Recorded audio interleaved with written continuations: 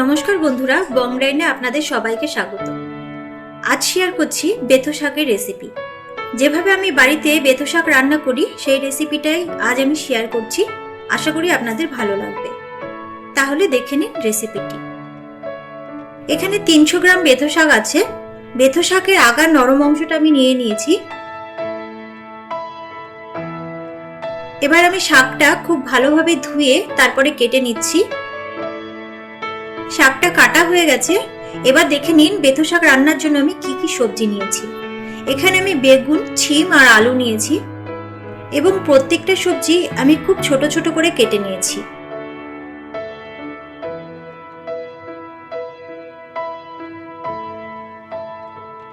আর নিয়েছি মটরের ডাল। এখানে হাফ কাপ মটরের ডাল আছে। আমি রাতেই মটরের ডালটা ভিজিয়ে রেখেছিলাম। এরপর এর মধ্যে সামান্য একটু হলুদ, লবণ আর একটা কাঁচা লঙ্কা দিয়ে আমি এটা পেস্ট করে নিয়েছি। কড়াইটা গরম হলে আমি পরিমাণ মতন তেল দিয়ে দিচ্ছি। এরপর তেলটা গরম হলে আমি মটরের ডালটার ছোট ছোট বড়া ভেজে নিচ্ছি।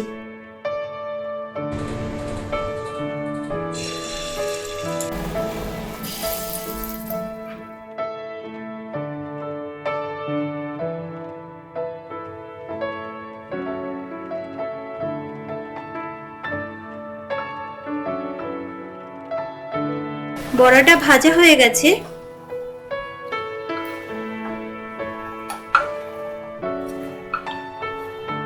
এরপর আমি ফোড়ন দিয়ে দিচ্ছি। তেলে দিচ্ছি হাফ চামচ কালো জিরে আর একটা কাঁচা লঙ্কা। কাঁচা লঙ্কার মুখটা চিড়ে নিতে হবে। 30 সেকেন্ড মতন ওয়েট করে এরপর আমি কড়াইতে সবজিগুলো দিয়ে দিচ্ছি।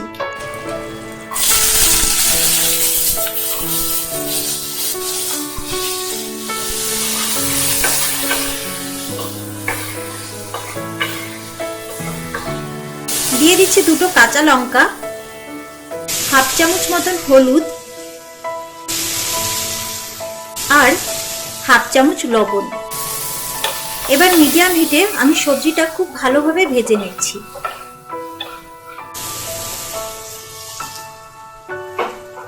সবজিটা ভাজা হয়ে গেছে। এবার এর মধ্যে আমি দিয়ে দিচ্ছি শাকটা।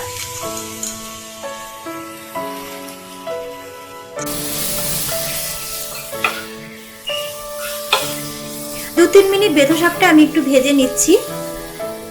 এরপর এর মধ্যে আমি দিয়ে দিচ্ছি ডালের বড়াগুলো। এক্ষেত্রে বলে রাখি, যদি আপনারা ডালের বড়া না ইউজ করতে চান তাহলে সেক্ষেত্রে বড়িও ইউজ করতে পারেন। তবে ডালের বড়া দিয়ে এই শাকের স্বাদটা অনেক বেশি ভালো হয়। দিয়ে দিচ্ছি সামান্য পরিমাণ চিনি, একটা ছোট চামচের 3 ভাগের 1 ভাগ পরিমাণ মতন। এরপর আমি শাকটা খুব ভালোভাবে ভেজে নিচ্ছি। শাকটা যখন প্রায় ভাজা ভাজা হয়ে যাবে তখন ডালের কয়েকটা বড়ি আমি শাকের মধ্যে ভেঙে মিশিয়ে দিচ্ছি।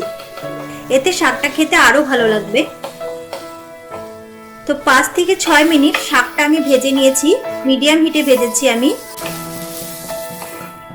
শাকটা ভাজা হয়ে গেছে। এবার গরম গরম পরিবেশনের পালা। আমার এই রেসিপিটি যদি আপনাদের ভালো লাগে তাহলে লাইক, শেয়ার করতে ভুলবেন না। আর সেই সাথে আমার চ্যানেলটি সাবস্ক্রাইব করে আমার পাশে থাকতেও ভুলবেন না। ভালো থাকবেন, সুস্থ থাকবেন।